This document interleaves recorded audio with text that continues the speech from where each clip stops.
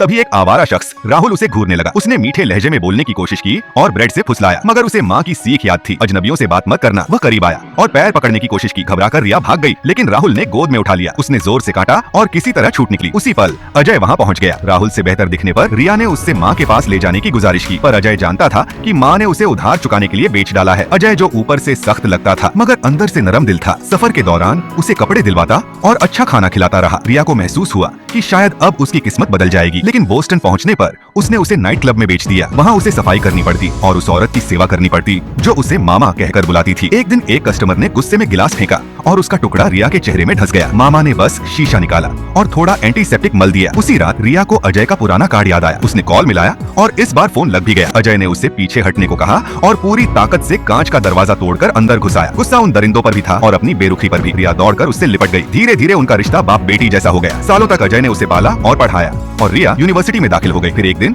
उसकी असली माँ लौटी, सिर्फ पैसों के लिए। कुछ समय बाद एक हादसे में अजय की याददाश्त चली गई। 10 साल बाद रिया ने उसे हॉस्पिटल में ढूंढ निकाला। उसका नाम सुनते ही अजय की आंखों में हल्की पहचान चमकी। बचपन की चीजें देखकर उसके होठों पर मुस्कान उभर आई। उसने अपना हर पैसा उसकी पढ़ाई और जरूरतों पर खर्च कर दिया था। रिया की शादी के दिन अजय ने पिता की तरह उसका हाथ थामा और विदा किया।